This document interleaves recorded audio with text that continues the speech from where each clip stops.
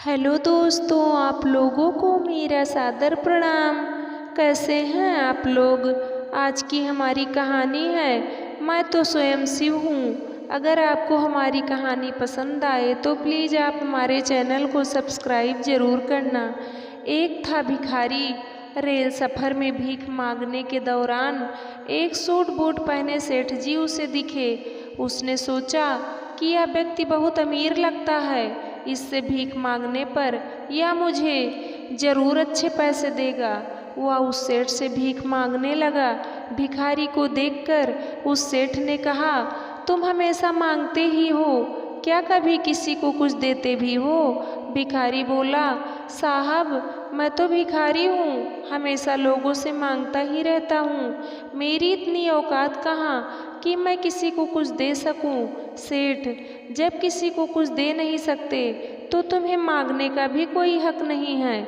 मैं एक व्यापारी हूँ और लेन देन में ही विश्वास करता हूँ। अगर तुम्हारे पास मुझे कुछ देने को हो तभी मैं तुम्हें बदले में कुछ दे सकता हूँ। तभी वह स्टेशन आ गया जहाँ पर उस सेठ को उतरना था। वह ट्रेन से उतरा और चला गया। इधर भिखारी सेठ की कही गई बात के बारे में सोचने लगा। सेठ के द्वारा कही गई बात उस भिखारी के दिल में उतर गई। वह सोचने लगा कि शायद मुझे भीख में अधिक पैसा इसीलिए नहीं मिलता क्योंकि मैं उसके बदले में किसी को कुछ दे नहीं पाता हूँ। लेकिन मैं तो भिखारी हूँ, किसी को कुछ देने लायक भी नहीं हूँ। लेकिन कब तक मैं लोगों को बिना कुछ दिए केवल मांगता ही रहूँगा। बहुत सोचने के बाद भिखारी ने निर्णय किया कि जो भी व्यक्ति उसे भीख देगा तो उसके बदले में वह भी उस व्यक्ति को कुछ ज़रूर देगा।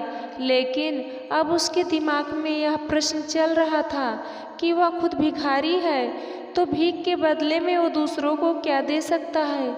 इस बात को सोचते हुए दिन भर गुजरा लेकिन उसे अपने प्रश्न का कोई उत्तर नहीं मिला। दूसरे दिन जब वह स्टेशन के पास बैठा हुआ था तभी उसकी नज़र कुछ फूलों पर पड़ी जो स्टेशन के आसपास के पौधों पर खिल रहे थे। उसने सोचा, क्यों न मैं लोगों को भीख के बदले कुछ फूल दे दिया करूं।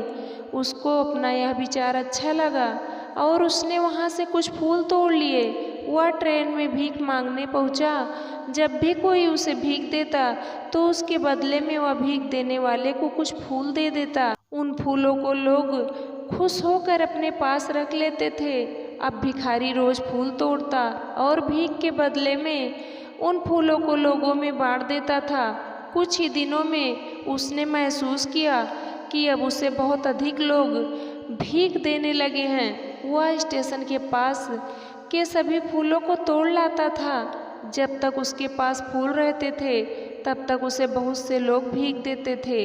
लेकिन जब फूल बांटते बांटते खत्म हो जाते थे तो उसे भीख भी नहीं मिलती थी। अब रोज ऐसा ही चलता रहा। एक दिन जब वह भीख मांग रहा था तो उसने देखा कि वही से ट्रेन में बैठे थे जिसकी वजह से उसे भीख के बदले फूल देने की प्रेरणा मिली थी। वह तुरंत उस व्यक्ति के पास पहुंच गया और भीख मांगते हुए बोला, आज मेरे पास आपको देने के लिए कुछ फूल है, आप मुझे भीख दे दीजिए, बदले में मैं आपको कुछ फूल दूंगा। सेठ ने उसे भीख के रूप में कुछ पैसे दे दिए और भिखारी ने कुछ फूल उसे दे दिए। उस सेठ को यह बात बहुत पसंद आई।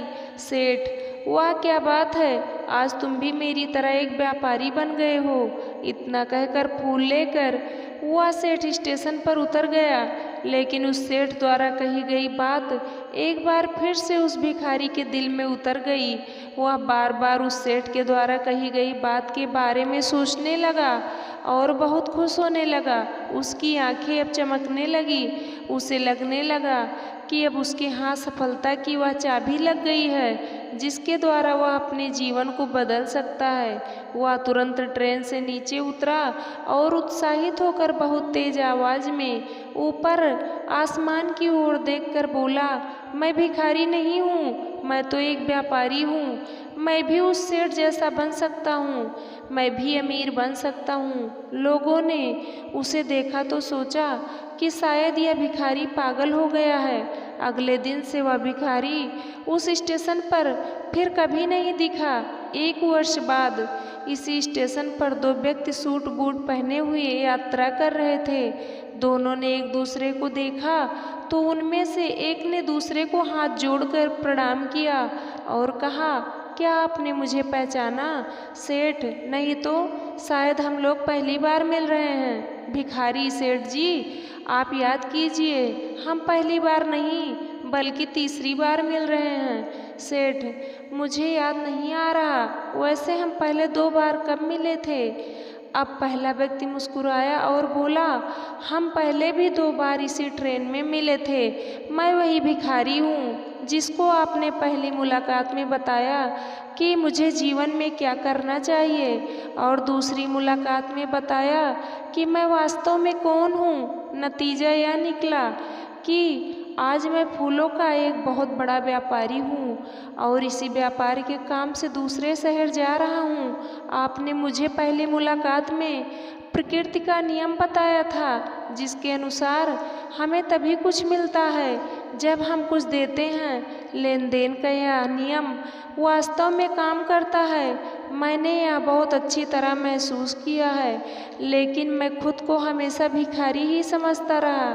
इससे ऊपर उठकर मैंने कभी सोचा ही नहीं था, और जब आपसे मेरी दूसरी मुलाकात हुई तब आपने मुझे बताया कि मैं एक व्यापारी बन चुका हूँ। अब मैं समझ चुका था कि मैं वास्तव में एक भिखारी नहीं बल्कि व्यापारी बन चुका हूँ। भिखारी ने स्वयं को जब तक भिखारी समझा वह भिखारी रहा। उसने स्वयं को व्यापारी मान लिया, वह व्यापारी बन गया। दोस्तों, यह प्रसंग आप लोगों को कैसे लगा?